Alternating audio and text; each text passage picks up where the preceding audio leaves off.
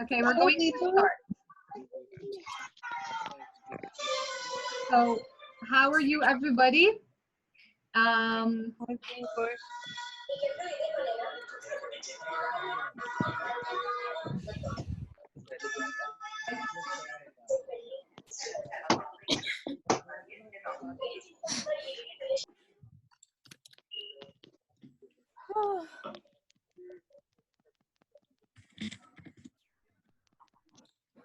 You're mute. Sharet, you're mute.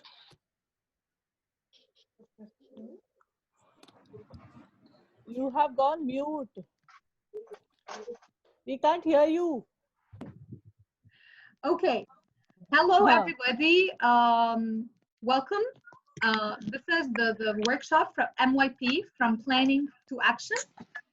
I'm Sherwat Aidel, an MYP coordinator in Nile International College from Egypt.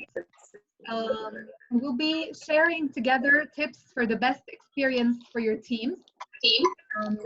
Doesn't matter the subject you teach, this will be beneficial for all the subjects of MYP. Okay. Sherwat? Yes? Will you mute everybody? Because then I'll you'll ask get all everybody to mute themselves. No, you mute everybody. Okay.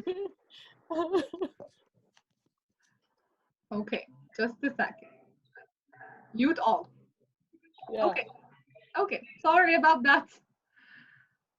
Okay, now we're going to just a second. No share.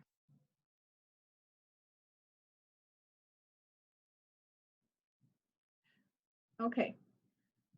So you're muted now. Please announce your arrival, type your name, the subject you're teaching, and your country in the chat. Okay, start doing that quickly. Your name, the subject you're teaching, and your country, please. Okay. Please, I want you all today to give your full attention and be present throughout the meeting. If you have, you remember things better when you write them by hand. So here's why I'll be asking you please to take notes. I have my notebook and my pen and everything next to me, okay?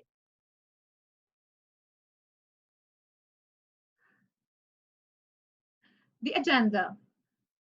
Our agenda for today, good job, Fatima. Our agenda for today, or the presentation overview, today we'll be discussing the following. Identifying the ADL skills for the unit, ATL alignment, designing meaningful learning experiences, active learning and teaching strategies, command terms in Bloom's taxonomy, formative assessment tools, and differentiation. Okay? We all know how to build up our unit. We choose the key concept, the related concepts, and then we start reading the explorations of each global context. We choose the global context with the exploration. We have the conceptual understanding, and here we go. We have the statement of inquiry, including our key concept, related concept, and global context. We can do this perfectly. Afterwards, we move to writing the lines of inquiry. This is an optional thing. And then we have our questions, the factual questions, the conceptual, and the debatable. Of course, we know the factual questions I'll always ask about facts, like what, when, okay? And then in the conceptual, we'll ask things like how and why. And then the debatable questions, I want to stretch their answers, and it's like a debate. There's no right or wrong. It's like, to what extent could we do that? Would it be better if we've done that? Okay. And then here we start choosing our objectives that we're going to cover throughout the unit. So here it's the criteria's turn. So we choose from the criteria each strand, okay, and we write it down. And we start making up our summative assessment. Usually in our school, we like to make the summative assessment as a performance-based task. We use graphs, as you can see. we put the goal, or we set a goal. The students have a certain role, and then the audience, we choose the audience. The students have a scenario or a situation. We put them in a certain scenario or a situation, and we ask them to have a product, okay, like an infographic, a presentation, a play, an essay, whatever. And then the S for standards. So here comes the turn or the role of the objectives and the criteria that I've chosen before. All of this, we can do it perfectly. Now it's time for identifying the ATL skills. Okay, if the meeting has ended, I'll be sending on the chat another link. Okay. It's time for identifying the ATL skills. Of course, we know that the ATL skills help students prepare for and demonstrate learning. They provide a solid foundation for learning independently and with others. And it's a common language between students and teachers that we all use to reflect on the process of learning. And the main thing that we are equipping our students and ensuring that the students can thrive in a world where change is constant and learning never stops. So ATL skills are very, very important in the MYP. We know that we have the 5 categories: the communication, the social, the self-management, the research and thinking, with their 10 clusters. So we are going to pick and choose which ones that go with our unit. Afterwards, here, this is the important part. Now, this is the alignment of the ATL skills with the objectives that we have chosen before. So in order for students to, and I'm going to write the strand, they will need to, and here I'll write the skill indicator, and after that, the skill strategy and an evidence. I'll show you how we do this alignment, and it's very, very important. Like, in order for students to, the orange part is the objective or the strand, contrast between different types of resources. They will need to, the green part is this cluster. So here I chose the cluster, collect and analyze data to identify solutions. What's the category? Research. And what's the cluster? Information literacy. This is how I've done the alignment.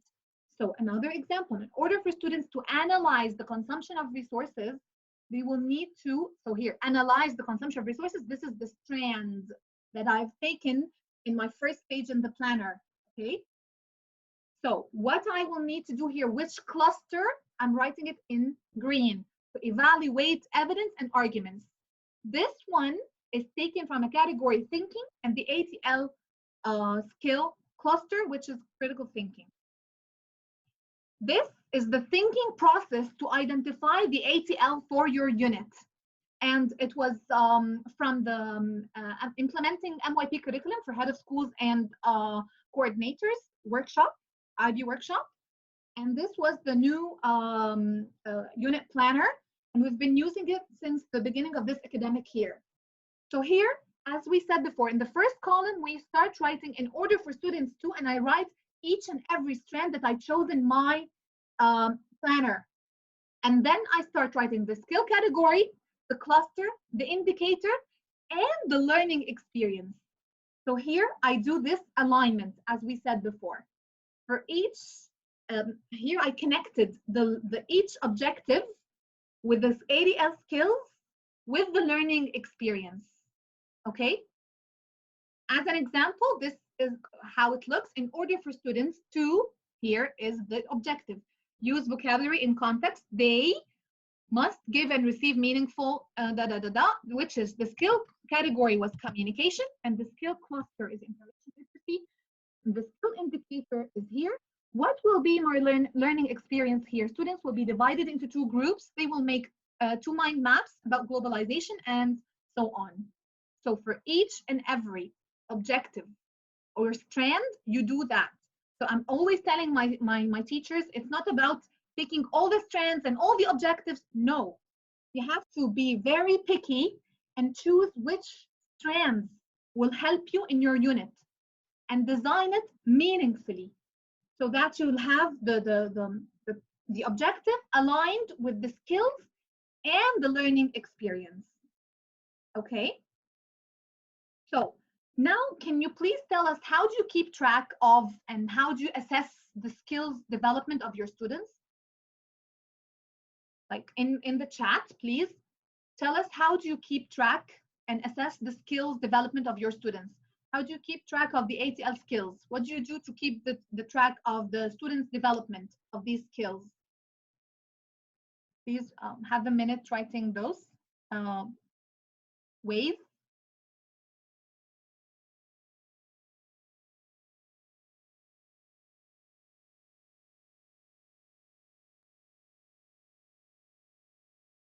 We have a planned progression. Okay, perfect.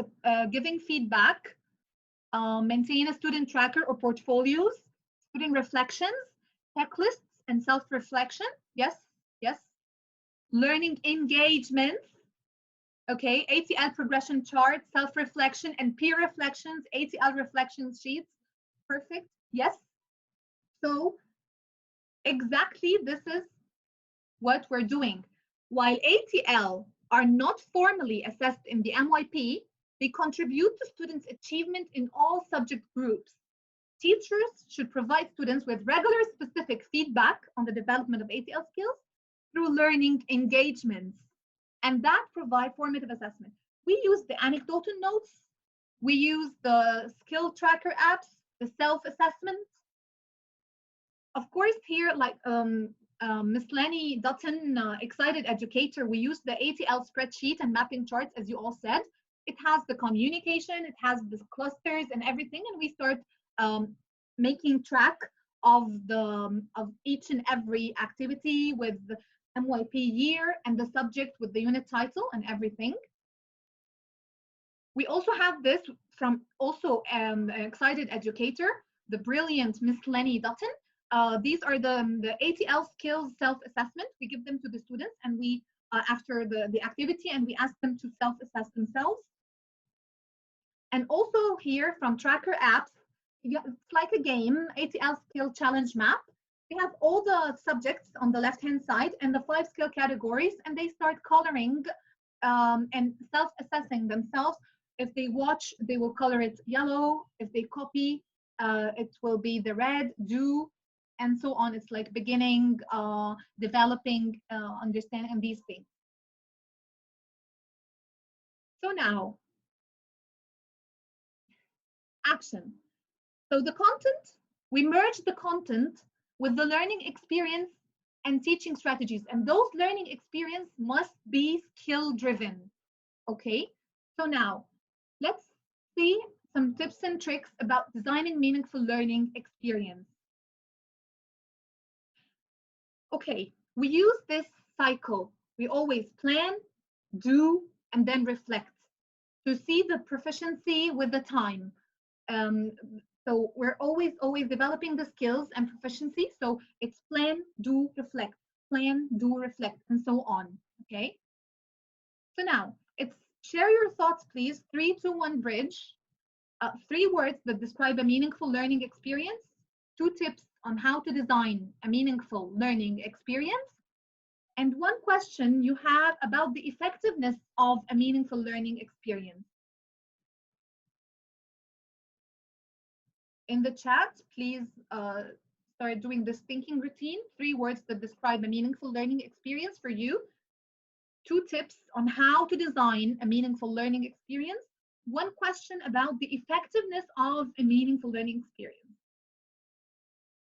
I'll be sharing the link of the other meeting because this one will be ending soon.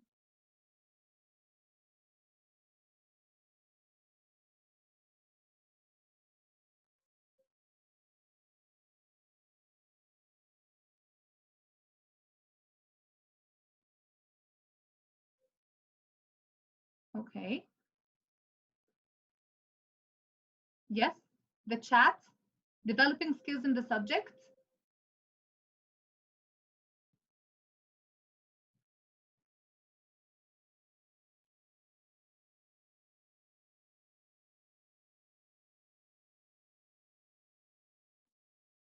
Okay.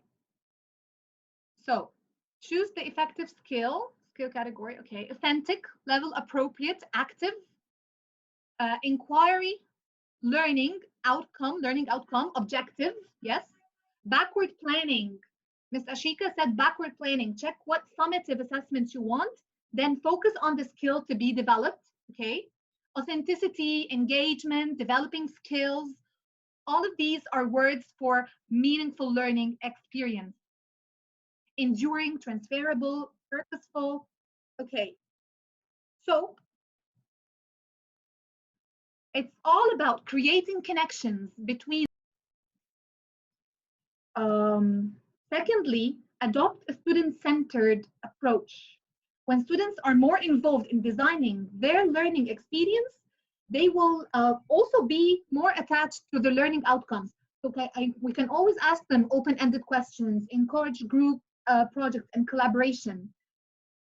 Also, in designing a meaningful learning experience, we can promote self-knowledge. Let students keep personal journals, as we were talking a bit ago. Connect content to students' personal lives. Teach mindfulness, meditation. Have students create autobiographies and they keep writing and tracking their development in each and every. They need to set goals, okay? Bring the real world to your classroom.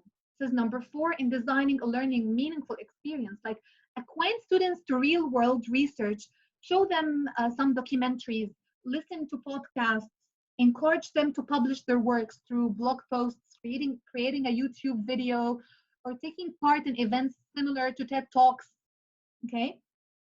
And of Sherve, course, check if there are some people who wants to get in. Check your okay. waiting room. And of course, share knowledge and resources. Just a second, I'll be checking those people. Okay. Admit all.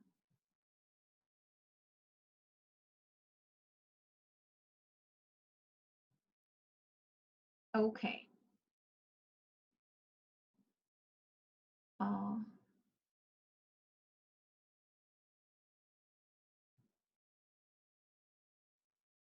Okay.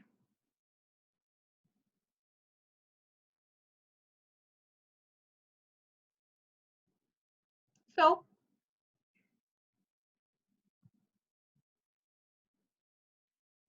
and in designing meaningful learning experiences, we as teachers, the last thing was, as a teacher, you won't be armed with all the answers on how to engage your students. So, of course, ask colleagues for strategies that work for them, scout for resources to help you. We're very lucky with our MYP network.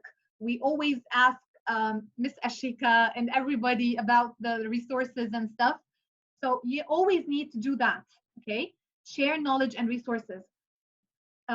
Also, the active teaching and learning strategies. We as teachers, we can equip ourselves with the weapons that we just open the catalog and choose the best teaching and learning strategy. Like, if I want to inquire, I'll start doing see, think, wonder thinking routine, or a zoom in, or compass points, chalk talk. If now we're going to discuss something and I'm writing my plan and okay, we want to discuss.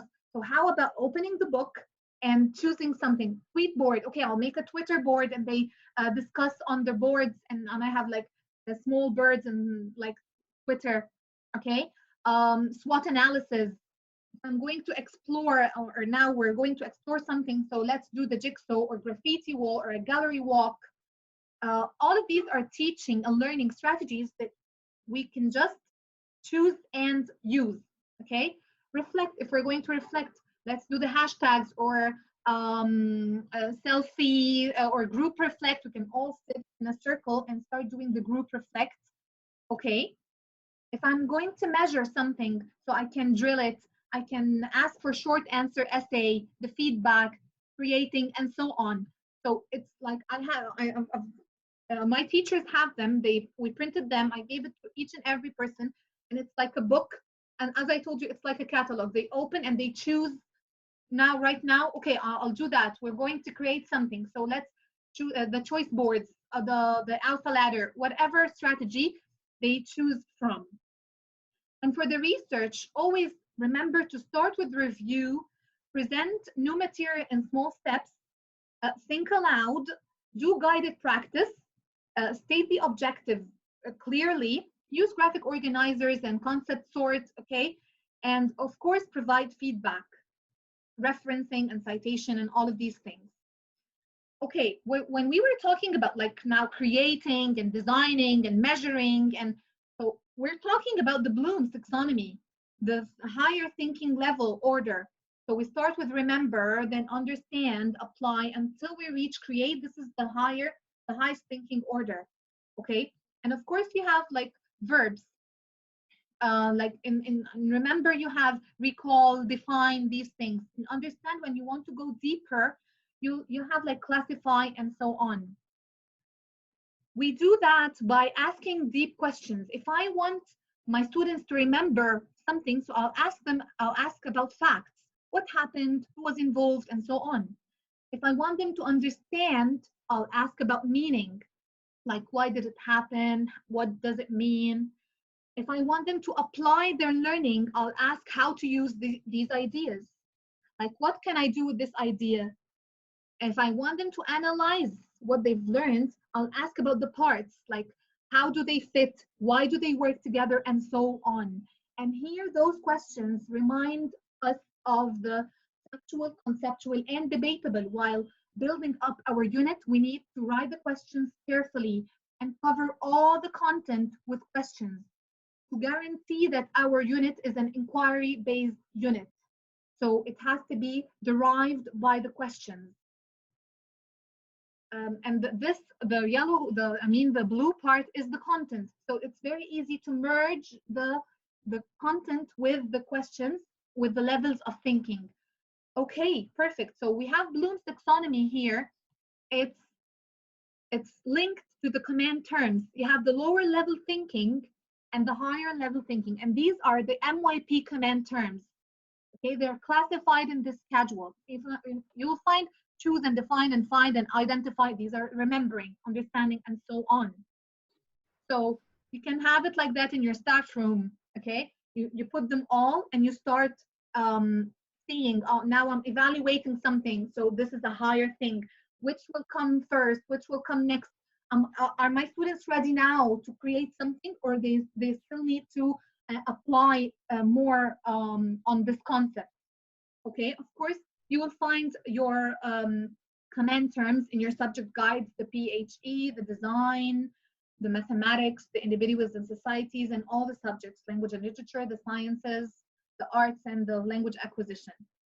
Okay, so now we have merged the content with, and we designed learning, meaningful learning. Wait again.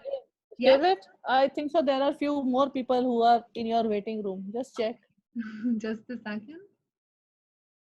Submit all. Okay.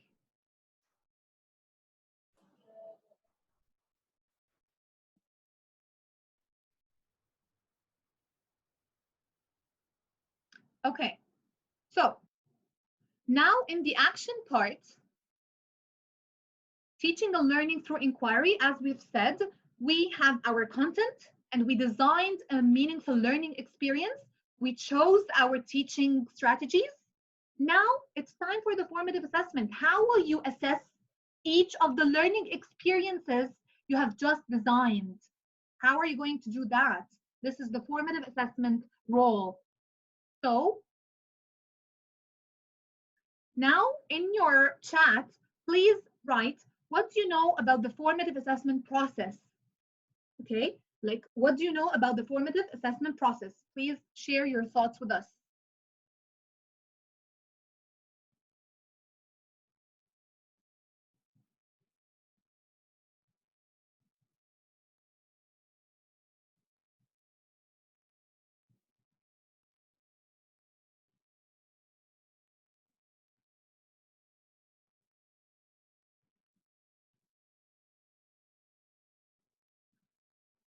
Okay, it's assessment for learning. Yes, to assess the understanding, ongoing process. You give feedback, assessing how to learn.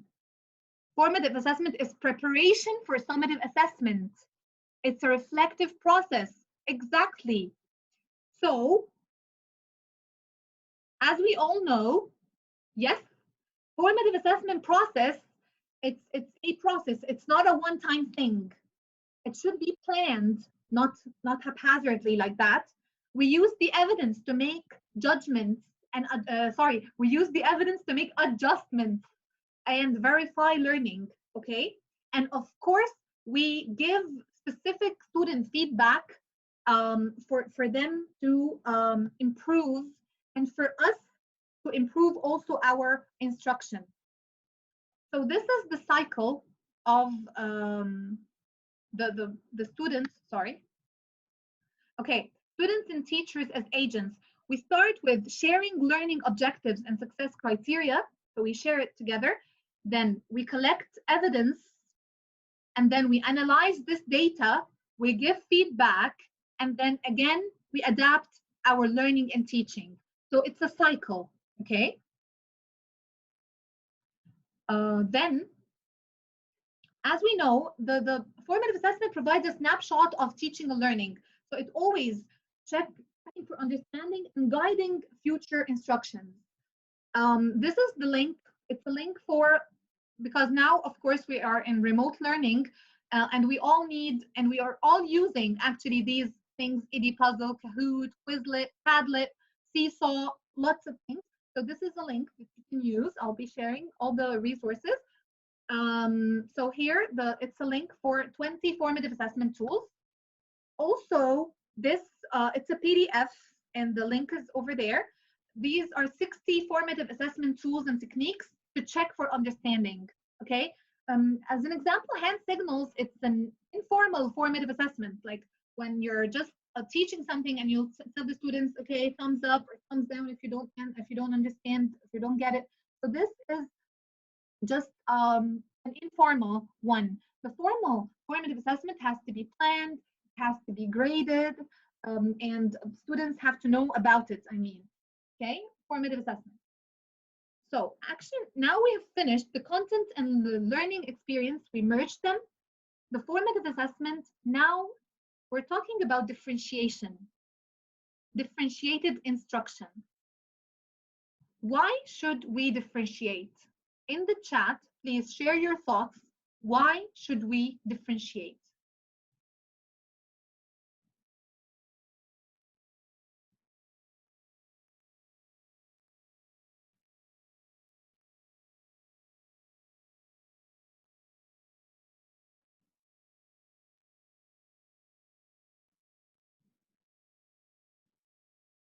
Every child's understanding level is different.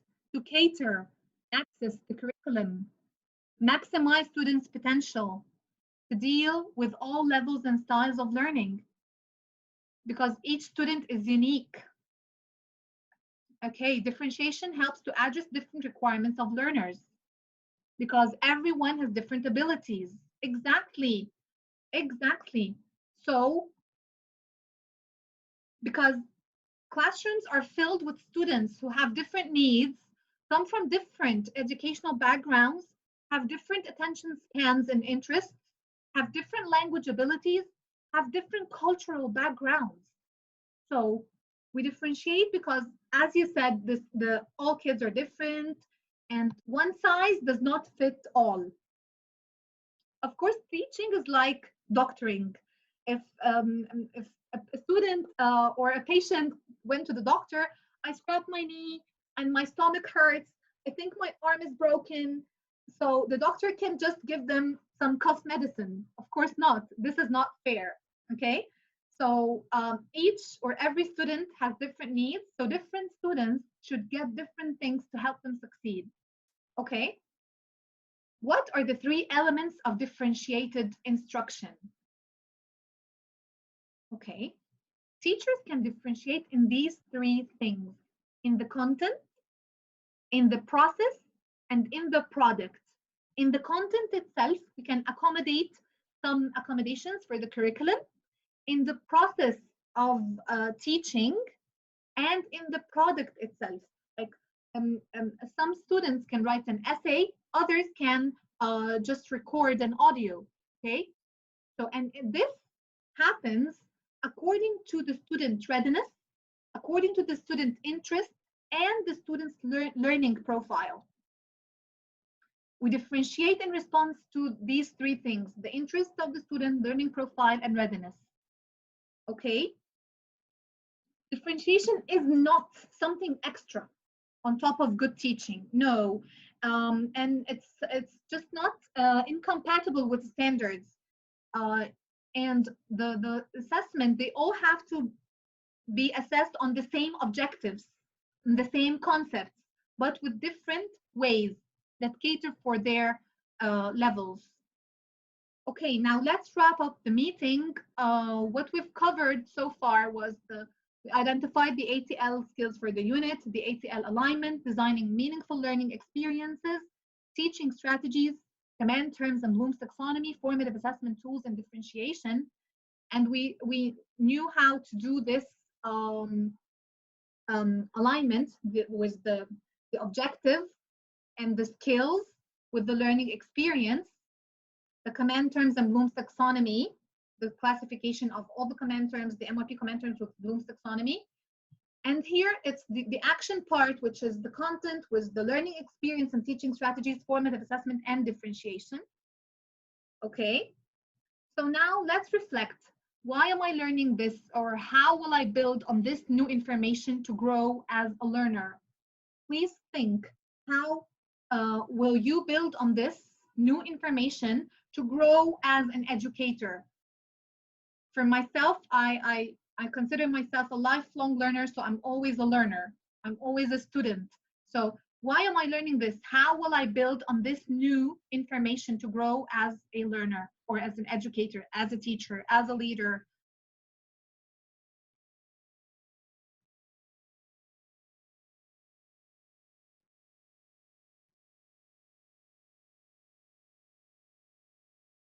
To train my teachers how to incorporate ATL learning engagements. Yes, okay. Approaches to teaching. It's so important to remember to be intentional about every learning engagement. Exactly. Differentiation in assessment, ATL alignment with objectives. Yes, this is the main thing, which is not only getting objectives and strands. No, you have to be careful, and you have to put in mind that each objective or strands you're using, you will be merging the content with the objective, with the ATL, with the learning experience, with the formative assessment. Yes, the importance of using Bloom's taxonomy. This will help in making learning more engaging and relevant to students. Facilitate students to achieve their success. Authentic assessments. Link the service to learning. Okay. Yes, perfect. And now, can you please tell me or share your ingredients for great teaching after this workshop? Can you share your ingredients for great teaching? Like, if you want to bake a lesson, what are your ingredients for great teaching after this workshop?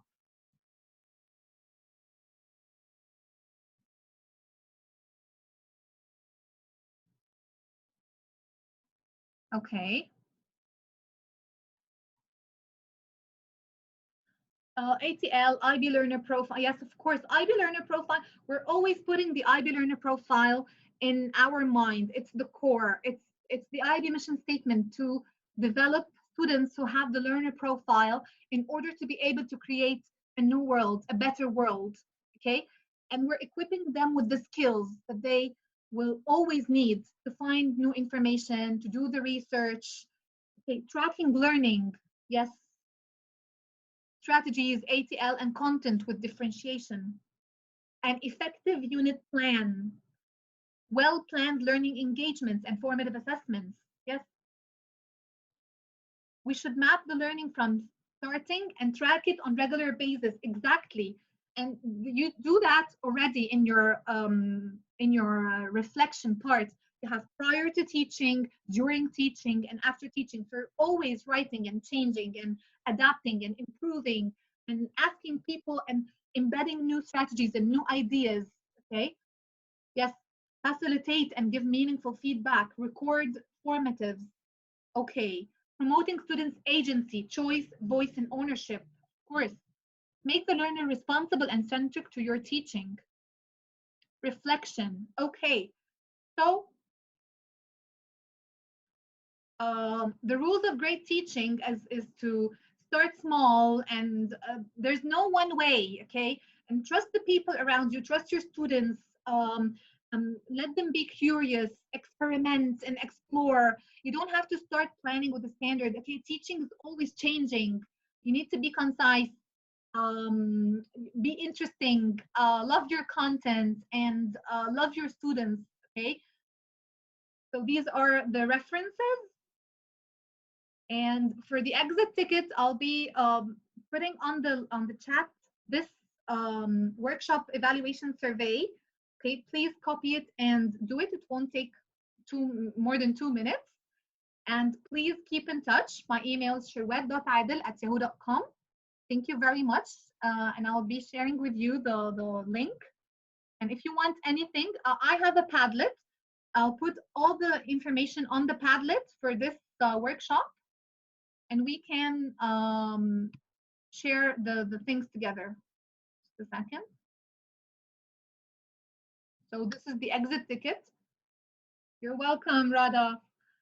Please click on the exit ticket and do the thank you. You're welcome. I'll be sharing the recording. Yes, I'll give it to Miss Ashika, and she will be sharing it on all the groups. Thank you. You're welcome. The exit ticket, please.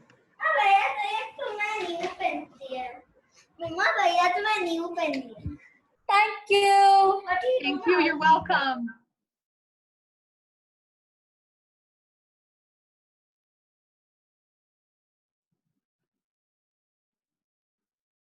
You're welcome.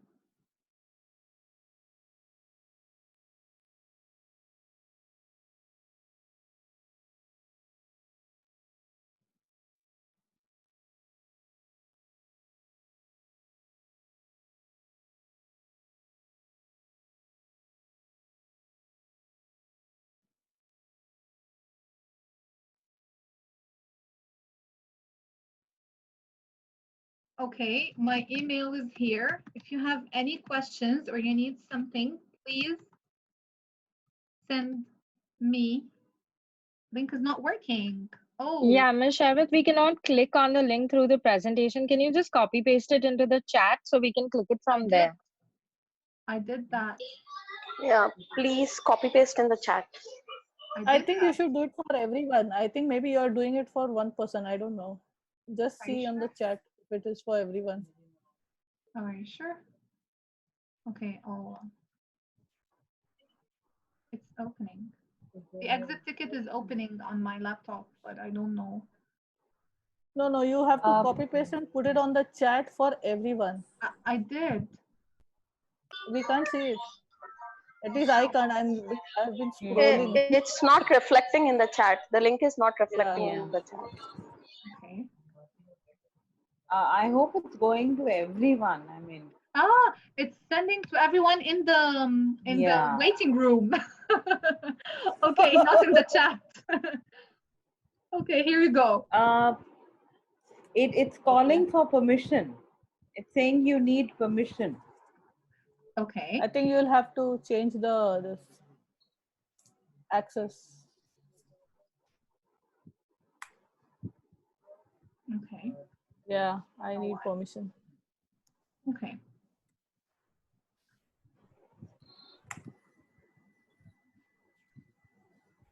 Okay, you can just email me your feedback. sherwet.adel@yahoo.com. No worries. Until I fix this exit ticket, and I'll be sharing it with Miss Ashika, and she will send it to you on the groups. So it would be very beneficial for me to receive your feedback about this session. Well, it was a lovely session, and much learning happened. So well. Oh, thank you very much. Thank you. Yes, it's sherwet.adel@yahoo.com. That's correct. That's correct. Okay. Thank you, Ms. Sharbat. Okay, thank you so much. Thank you. Thank you. Thank you. Thank you, Sharbat. Thank you, Ms. Sherwat. Thank you, guys. Thank you very much for your time. Thank you. Thanks a lot. Thank you. Bye-bye. Bye. Bye bye. Bye bye. Bye. Bye bye. Thank you so much.